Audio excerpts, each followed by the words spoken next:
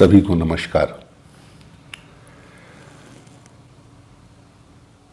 इधर कुछ दिनों से नाट्यशास्त्र को पढ़ रहा था और उसे समझने की कोशिश कर रहा था। गुरुओं से जो मिला और जो विभिन्न लोगों से नाट्यशास्त्र को समझने का जो मुझे मौका मिला, वह तो मेरे एक पूर्व संस्कार थे जिनका प्रयोग मैं अपने कलात्मक जीवन के लिए करता रहा हूं। पर इधर नाट्यशास्त्र को ठीक से पढ़ने की इच्छा हुई और मैं उसे जब पढ़ रहा था तो मुझे ऐसा लगा कि पूरा पढ़ जाने के बाद कि कुछ बात अभी शेष रह गई है, इसे पुनः पढ़ा जाना चाहिए। फिर पढ़ गया और पढ़ते पढ़ते मुझे ऐसा लगा कि यह जो पुस्तक है, यह जो टेक्स्ट है, भरत मुनि कृत नाट्यशास्त्र, दरअसल ये एक तरह की संवाद की परंपरा है गुरु और शिष्य के बीच, जो किसी एक महत्वपूर्ण बिंदु को लेकर के, किसी एक महत्वपूर्ण विद्या को लेकर के कही गई बातें हैं जिनको गुरु समझाता है अपने शिष्य को।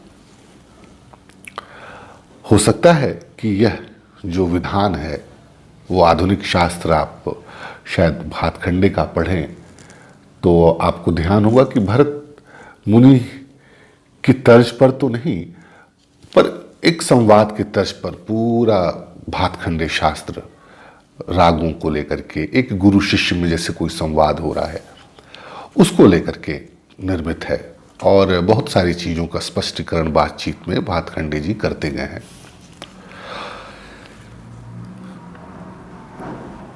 नाट्यशास्त्र को लेकर के भी संवाद है,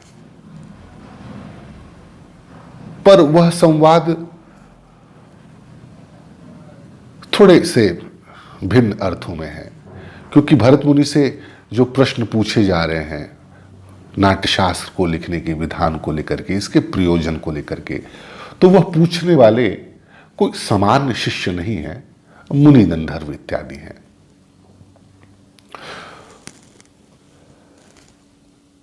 मुनि गंधर्व इत्यादि अर्थात ऐसे विद्वत लोग जिनकी जिज्ञासा और जिस स्तर पर भरत मुनि उनकी जिज्ञासा का जो है, जिज्ञासा का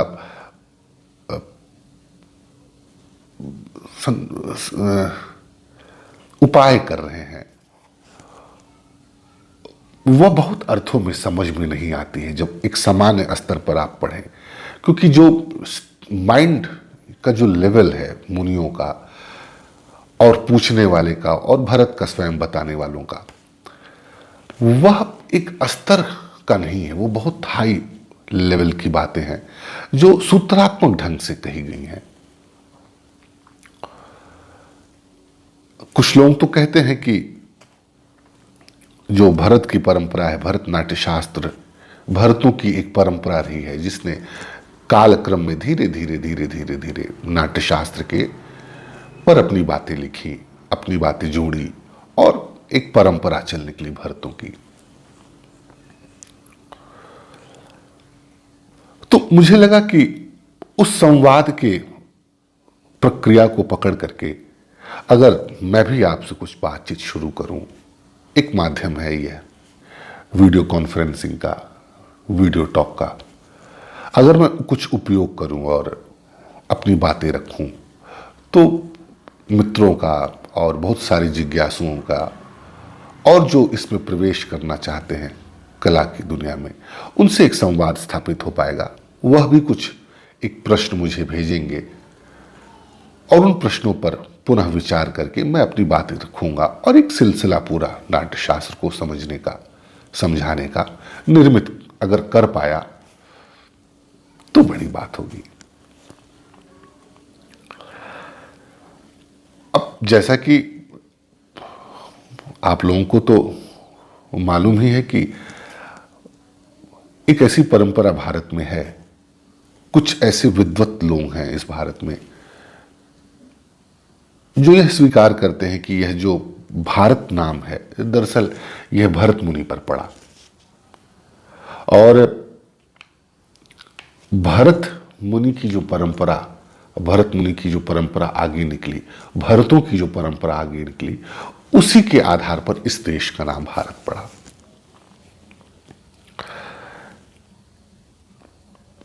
अगर आप वामन शिवराम आपटे की डिक्शनरी देखेंगे तो उसमें उन्होंने जो भारत और भरत शब्द का जो अर्थ दिया है वह अभिनय से ही उसका तात्पर्य निकलता है।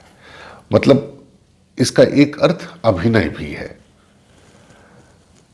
तो उसको देखने से ऐसा ज्ञात होता है कि अगर डिक्शनरी में, और बड़ी ही महत्वपूर्ण डिक्शनरी में,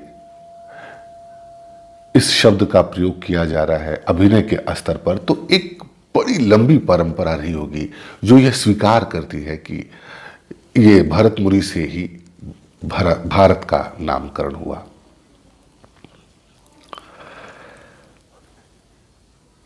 और इसके उदाहरण आपको, और इसके जो प्रमाण है वो आप अगर पुराणों में, हिंदू पुराणों में और जैन पुराणों में आप खोजेंगे तो मिल जाएगा कि ये एक भरत नाम के व्यक्ति रहे हैं, बड़े ही फिलोसफिकल और कलात्मक व्यक्ति, जिनको आधार बना करके उनको मुनि की संज्ञा दी गई। हमारे यहाँ हमारी परंपरा में मुनि की संज्ञा उन्हीं को दी जाती है जो मनुष्यता की उस पैदान पर है जहाँ से उनके स्वभाव से, उनके कर्मों से कुछ कल्याण के लिए ही चीज़ों का विस्तार होता है। वो कुछ कल्याण करने के लिए, लोक का कल्याण करने के लिए, जीवन का कल्याण करने के लिए कुछ काम करते हैं। तो ऐसे लोगों को मुनियों की संज्ञा दी गई। तो पुराणों में तो भरत को लेकर के यह माना जाता रहा है। और जैसा कि अगर आप महाभारत और रामायण से परिचित हैं, हिंदुस्तान में तो घर में बच्चा बच्चा इन कहानियों से परिचित है। तो भरत सबसे पहले व्यक्ति रहे हैं। जो वंशावली राम की आई है उसमें भी एक व्यक्ति रहे हैं। और इतिहासकारों का तो ऐसा मानना है कि भरत तो रामायण काल के पहले के व्यक्ति हैं, क्योंकि कुछ पाणिनि के सूत्र ग्रंथों को और उनके ग्रंथों के अवलोकन करने पर कुछ इतिहासकारों ने ऐसा कहा है कि कुछ ऐसे शब्द भरतनाट्य शास्त्र में प्राप्त होते हैं जो पाणिनि के सूत्रों में और उनके शब्दों में नहीं आते हैं।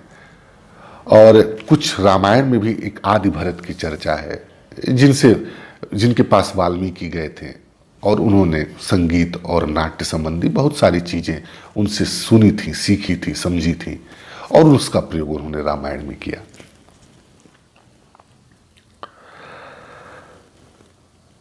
इन सब के अतिरिक्त अगर हम व्याकरण की दृष्टि से आगे बढ़ते हैं इस शब्द को लेकर के, भरत को लेकर के, मैं ये सारी बातें इसलिए कह रहा हूं कि नाट्यशास्त्र को जब हम पढ़ने चलते हैं तो अगर थोड़ी भूमिका में इन चीजों को हम रख लें तो नाट्यशास्त्र के विधान को समझने में आसानी होगी। एक तो नाट्यात्मक और सांगीतिक जो विश्लेषण है वो तो है ही, पर उन सांगीतिक विश्लेषण के पीछे जो भारत की चैतसिक परंपरा है, जो मानसिक चैतसिक परंपरा है, उसकी अवधारणा क्या है, वह किन अवधारणाओं को लेकर के इस नाट्य को, इस संगीत को, वह उसका प्रयोजन क्या है, किस लक्ष्य को लेकर के वो आगे बढ़ते रहे हैं। और अगर वह समझ में आ जाएगा तो साथ में साथ नाट्य की जो बारीकियां हैं और संगीत की जो बारीकियां हैं, बहुत सारी चीजें क्लियर हो सकेंगी। तो यास्क जो एक निरुक्तकार हैं, अगर उनके पास हम जाएं और भरत शब्द को देखें कि वो क्या कहते हैं, तो उन्होंने एक जगह कहा कि भरतः आदित्य तस्य भारती, यानी भरत का अर्थ है, उन्होंने आदित्य लिया है।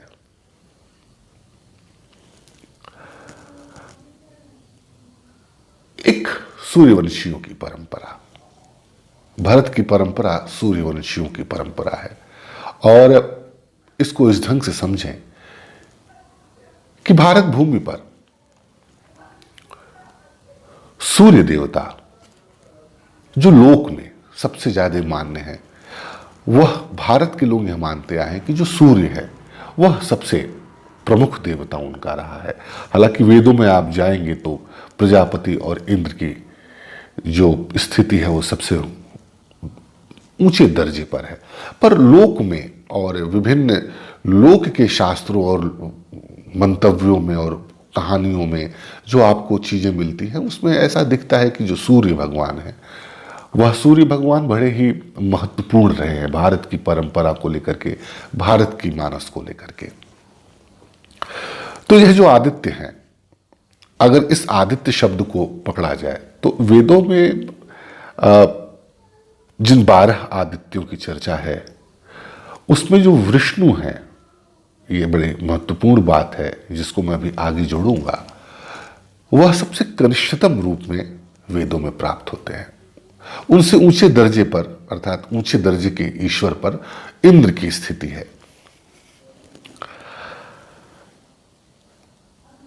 अब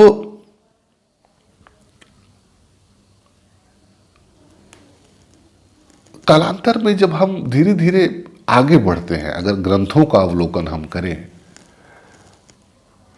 तो हम ये पाते हैं कि जो भगवान विष्णु है, जिसको बाद में हमने कृष्ण के रूप में देखा और समझा, वह ग्रंथों में धीरे धीरे धीरे धीरे धीरे धीरे जो उनका अवतरण या अवतार जो शब्दों के माध्यम से हो रहा है, उसकी जो स्थिति है जो बदल रही है वो सबसे प्रबलतम ईश्वर के रूप में बदलती जा रही है। इसके पीछे के कारणों की अगर आप पड़ताल करें तो आप पाएंगे कि जो विष्णु है, भगवान विष्णु, उनका जो रूपांतरण हो रहा है, शब्दों में जो रूपांतरण हो रहा है, काव्य में जो रूपांतरण हो रहा है, तत्व में जो रूपांतरण हो रहा है, जो उनकी स्थिति धीरे धीरे प्रकट हो रही है भारतीय मानस में, वह उस देवता के रूप में हो रही है जो पालन करता है। और पालन करता ही सिर्फ नहीं है, वह समस्त कलाओं का अधिष्ठाता है। कलाओं के विकास के साथ उनके विकास की सीढ़ी धीरे धीरे आगे बढ़ रही है। तो भारत ने सबसे प्रमुख देवता उसको स्वीकार किया, यह मैं यहां पर इसको जोर देकर के कहना चाहता हूं, जिसके अंदर कलात्मक वृत्ति है, जो ईश्वर होने के साथ साथ जो कला को भी साथ लेकर के चलता है। तो भारतीय मानस अपने देवता को भी जब पूर्णतया स्वीकार करती है, जो सबसे प्रबलतम देवता उसी को स्वीकार करती है कालांतर में, जिसके पास जिस कला का भंडार हो। कृष्ण जो विष्णु के सबसे सर्वोत्कृष्ट रूप में हमारे सामने उपस्थित होते हैं, वह लीलाधारी हैं, वो नाट्य के सबसे बड़े पुरोधा हैं। नाट्य की उत्पत्ति ही, उनका जीवन ही एक तरह का लीला है, एक तरह की नाट्य है। भारतीय मानस को ये बात समझ में आ गई। समझ में क्या आई? भारतीय मानस अपने देवता को लीलाधारी के ही रूप में देखना चाहता है। वह किसी ऐसे देवता को पसंद नहीं करता जिसके हाथ में हमेशा तलवार हो। हालांकि हमारे कई देवी देवताओं को तलवार दिया गया, त्रिशूल दिया गया, पर कृष्ण की जो उपस्थिति पूरे भारतीय मानस में धीरे धीरे विकसित हुई है, वह एक लीलाधारी मनोहरी के रूप में उपस्थिति उनकी हुई है। तो लोग ऐसे चित्त को, भारतीय लोग ऐसे चित्त को स्वीकार करता है जिसके अंदर नाट्य की, शिल्प की, संगीत की, गायन की और लीला करने की, नाट्य करने की, जिसके अंदर बेसिक इंस्टिंक्ट हो और उसका उपयोग वह बहुत वृहत स्तर पर कर रहा हो।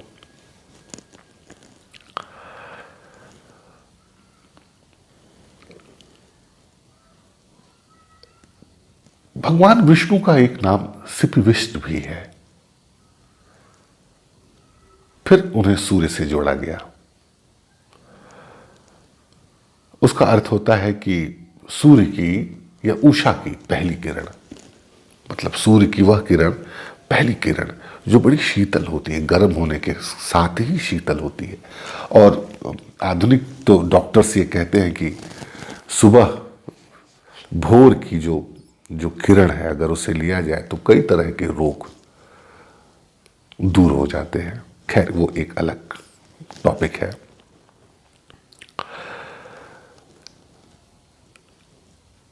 मैं आप लोगों का ध्यान महाभारत की एक कथा पर ले जाना चाहता हूं, और अगर इस कथा के तत्व को आप थोड़ा समझ लें तो जिन बातों को मैं आगे आपके सम्मुख रखूंगा उसके तार आप इससे जोड़ सकेंगे। महाभारत में कर्ण के नाम से तो आप परिचित होंगे ही, सूर्यपुत्र कर्ण। ये भी सूर्यपुत्र ही हैं।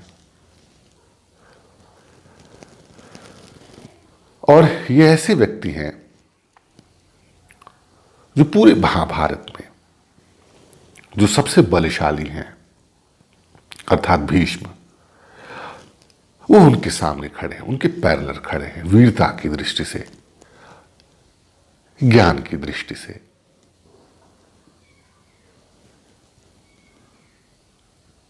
और दोनों के एक ही गुरु हैं, भगवान परशुराम।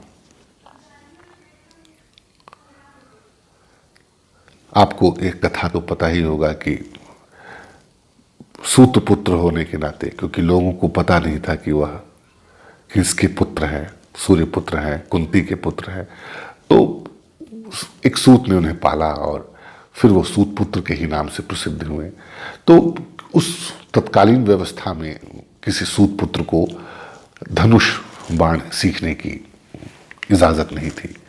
वो कई गुरुओं के पास जाते हैं, सभी इनकार कर देते हैं। यहां तक कि अर्जुन पांचों पांडव और कौरवों के गुरु द्रोण के पास हो जाते हैं और वो कहते हैं कि मैं आप तुम्हें सिखा नहीं सकता, क्योंकि मैं बाध्य हूं, मैं किसी सूत पुत्र को नहीं सिखा सकता। और अगर तुम सूत पुत्र नहीं भी होते तब भी मैं नहीं सिखाता, क्योंकि मैं एक फलादेश के लिए कटिबद्ध हूं कि मैं उन्हीं के पुत्रों और उन्हीं के बच्चों को सिखाऊंगा। इसलिए वह मना कर देते हैं। वो कई गुरुओं के पास जाते हैं और अंत में वो परशुराम के पास जाते हैं। तो परशुराम के पास जाने के पहले कर्ण एक उपाय करते हैं, और वह उपाय नाट्य का होता है। वो अपनी वस्त्र वगैरह चेंज करते हैं, एक ब्राह्मण का वेश और शिखा फिर रखते हैं, और जैसे ब्राह्मण अपना जीवन जीता है उस ढर्रे पर वह परशुराम के पास जाते हैं। और परशुराम के पूछने पर कि तुम क्या हो, तो वह ब्राह्मण होने के नाम पर चुप हो जाते हैं और ऐसा संकेत करते हैं कि मैं ही ब्राह्मण हूं। और अंततः एक नाट्य प्रयोजन से वह परशुराम को अपने घेरे में ले लेते हैं और परशुराम उनको धनुर्विद्या का ज्ञान देते हैं।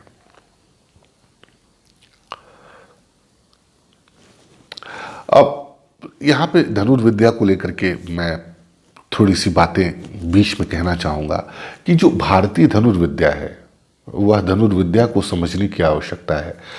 हम लोग ये समझते हैं कि जो प्राचीनतम हमारे जो धनुर्विद्या के टेक्स्ट हैं और जो शास्त्र है, यह उसमें केवल धनुष के बाण की और मारपीट की और कैसे प्रहार करना है इत्यादि की बात होगी। पर नहीं, धनुर्विद्या में भी जो धर्म अर्थ काम मोक्ष के विभिन्न तात्विक विश्लेषण है। किसी भी विद्या को भारत में अगर आप सीखना चाहते थे, प्राचीन काल में कोई भी विद्या सीख रहे हो, तो इन चारों का भी समायोग हुआ करता था। तो एक तरह से परशुराम ने धनुर्विद्या तो सिखाया ही कर्ण को, लेकिन और भी जो विभिन्न विद्याएं हैं जिनका प्रयोग लोक में व्यक्ति करता है, व्याकरण को लेकर के, कला को लेकर के, जीवन को लेकर के, उन सब का भी ज्ञान एक गुरु धीरे धीरे अपने शिष्य को देता है। एक पूरी व्यवस्था होती है। धनुर्विद्या सीखने जाए तो धनुर्विद्या प्रमुख होगी, पर उसके पार्श्व में और सारी विद्याओं का भी ज्ञान गुरु देता था। खैर, ये एक दूसरा मसला है, इस पर हम कभी प्राचीनतम टेक्स्ट धनुर्विद्या पे बात करेंगे कि उसको सिखाने का क्या प्रयोजन रहा है और उसके पीछे क्या क्या चीजें थी, क्या स्ट्रेटेजी, किस स्ट्रेटेजी के तहत वो बात करते थे, और स्ट्रेटेजी में धर्म को लेकर के कैसे आगे बढ़ना है, अर्थ को लेकर के कैसे आगे बढ़ना है, विभिन्न सारी बातें होती थी। खैर, तो जिस नाट्य का प्रयोग करके कर्ण ने विद्या ग्रहण की,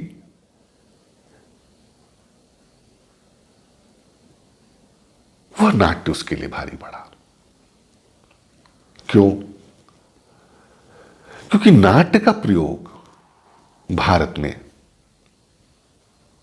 भरतों की परंपरा में, जिसको अगर हम स्वीकार कर लें तो भारत भरतों की परंपरा है, जिसमें नाट्य को, शिल्प को, कला को, संगीत को सबसे महत्वपूर्ण और सबसे सात्विक पवित्रतम रूप उसको दिया गया है।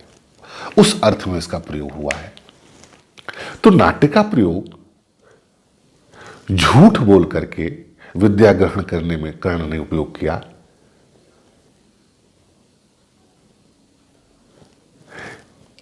इसलिए उसको भगवान परशुराम ने श्राप दिया।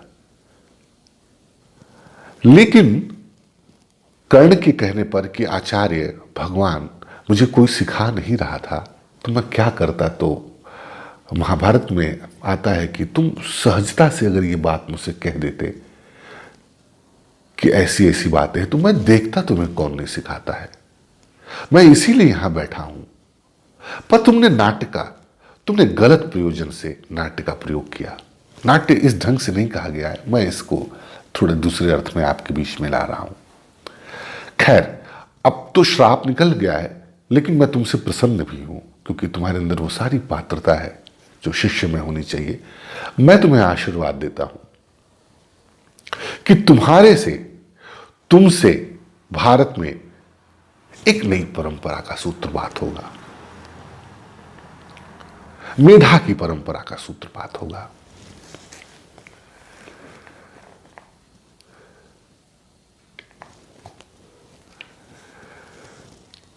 ये मेधा शब्द को बीच में मैं जान करके ला रहा हूं।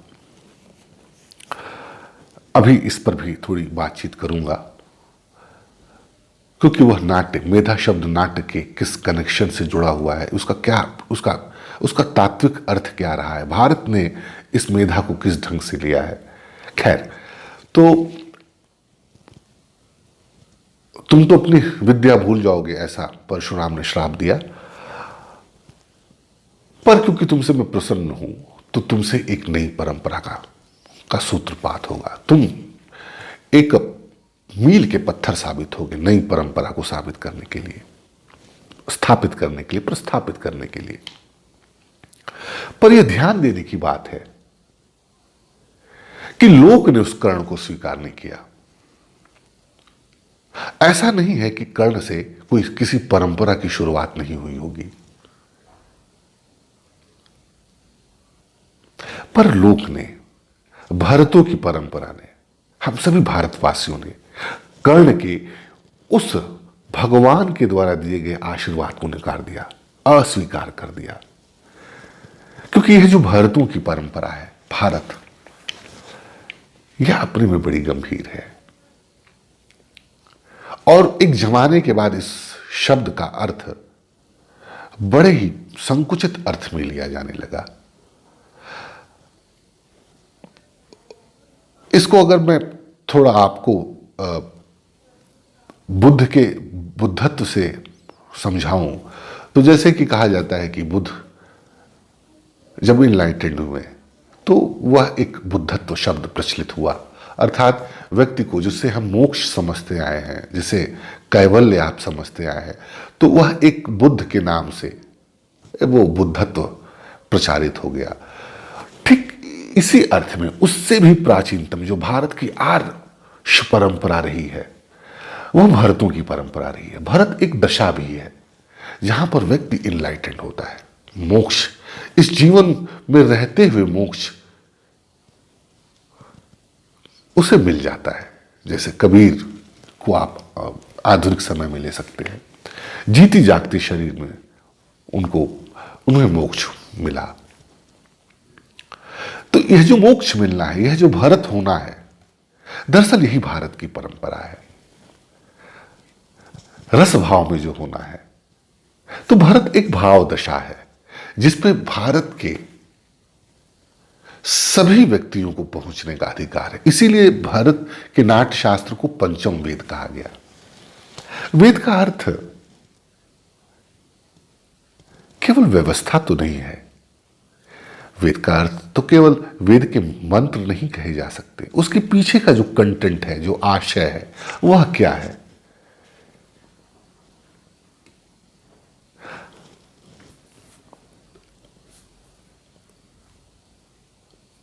हमारे यहां शब्द ब्रह्म कहने की परंपरा, और इस पे अगर आप बौद्धों में और भारतीय जो वैदिक जो पंडित वर्ग रहा है, शास्त्र जो शास्त्रार्थ करते रहे थे, वह बौद्धों ने तो शब्द ब्रह्म को एकदम एक सिरे से नकार दिया। पर हमारे यहाँ विभिन्न देवताओं का जो अवतार हुआ वह सदेह तो हुआ ही, पर वह शब्दों में भी हुआ, शब्दों में भी वह ब्रह्म अवतरित हुआ। इसलिए हम कृष्ण को, हम विष्णु को, हम रुद्र को शिव के रूप में कैसे विस्तारित होते हुए, कैसे अवतारित होते हुए कालांतर में पाते हैं। जो विष्णु है वह कैसे कृष्ण होता है, मुरलीधर होता है। तो ग्रंथों में भी हम एक अवतार का निर्माण कर रहे होते हैं, यह अपने आप हो रहा होता है, और उसको संकलित करने का कार्य हमारे ऋषि, हमारे गुरु, हमारे आचार्य करते रहे हैं। और उनका यह मानना है कि यह जो शब्दों में अपने आप जो अर्थ विकसित हो रहे हैं, वह दरअसल वही ब्रह्मत्व है उसका। वह शब्द होते हुए भी एक आत्म है, एक आत्म तत्व है। तो कर्ण को अस्वीकार कर दिया, कृष्ण को स्वीकार किया। इन सारी बातों को लेकर के अगर हम नाट्यशास्त्र को समझने चले, यह तो एक नाट्यशास्त्र की पूर्व पीठिका है, अभी नंदी पाठ नहीं शुरू हुआ है, एक तैयारी है। अगर आप नाट्यशास्त्र को पढ़ेंगे तो आपको पता चलेगा कि कई महीने से उसकी तैयारी होती थी और उसकी भूमि का शोधन होता था, कैसे किन सामान का प्रयोग करके हम वो मंडप बनाते थे, और मंडप अस्थाई होता था। उनका इसके पीछे उनकी क्या विचारणा थी कि उसे अस्थाई ही बनाया जाए, कोई चीज़ अस्थाई नहीं, अस्थाई बनाया जाए तो किन सामानों का प्रयोजन होगा, भूमि का शोधन कैसे करेंगे, उसके कोण का परिमापन कैसे ही होगा। यह सब तो नाट्यशास्त्र में आएगा ही आगे, पर इसके पीछे के प्रयोजन कि दार्शनिक अवधारणाओं को भी लेकर के अगर हम आगे बढ़े तो हम भरत भाव और रस भाव जो भारत की परंपरा है उसे हम समझ सकेंगे।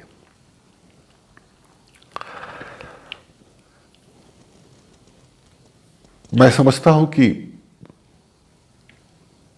आज अपनी बात को मैं यहीं अगर रोक दूं तो आगे के वीडियो में मुझे अभी क्या लेकर के आना है ये अभी मैं स्वयं तय नहीं कर पाया हूं, पर मैं देखूंगा कि अभी क्या भूमिका को और बढ़ाना है या फिर हम सीधे पाठ्य पुस्तक उसके टेक्स्ट पर आ जाए। हाँ, और एक इंपॉर्टेंट बात और, भरतों की जो परंपरा है अर्थात भरत होने की जो दशा है उसमें अंतिम व्यक्ति का नाम अगर हम देखें, हालांकि यह भारत की भूमि किसी अंतिम व्यक्ति को स्वीकार नहीं करती, इस पे तो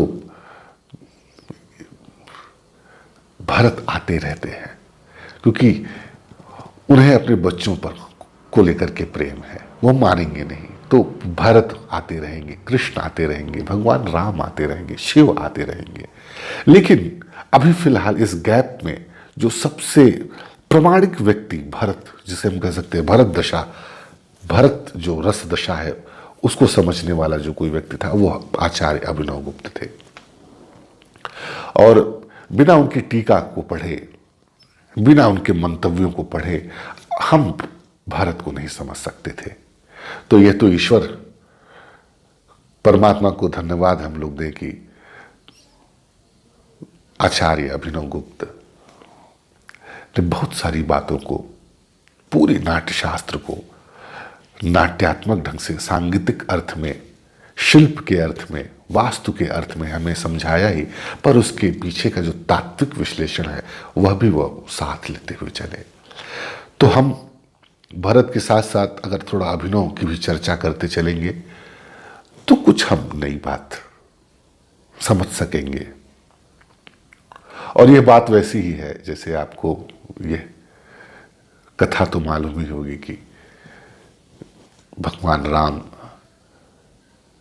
जब लंका जाने के लिए पुल का निर्माण कर रहे थे तो सारे जो वानर सेना थी और बहुत उनके जो शिष्य और सेनापति इत्यादि इत्यादि बहुत सारे जो लोग थे वह अंगद और के साथ मिल करके वो पत्थर डालते हैं और पुल का निर्माण कर रहे होते हैं। तो भगवान राम एक जगह किनारे बैठे रहते हैं। वो देखते हैं कि एक छोटी सी गिलहरी वह क्या कर रही है कि अपने आप को पानी में, समुद्र के पानी में भिगो रही है और तट पर ही जो बिखरे हुए बालू हैं उसमें अपने शरीर को लपेट रही है और पुल पे जा करके झाड़ दे रही है। तो कथा है कि भगवान राम बुलाते हैं उस गिलहरी को, पूछते हैं तुम कर क्या रही हो? तो कहती है मैं पुल का निर्माण कर रही हूं,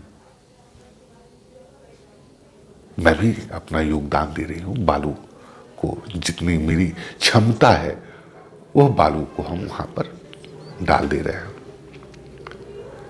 भगवान राम की आंखों में आंसू आ जाते हैं और ये एक कथा है कि भगवान राम उसे सहलाते हैं तो वह जो 3 रेखाएं गिलहरी के ऊपर आपको दिखती हैं, कहते हैं कि भगवान राम की वो हाथ हैं जो स्पर्श उन्होंने गिलहरी को किया था।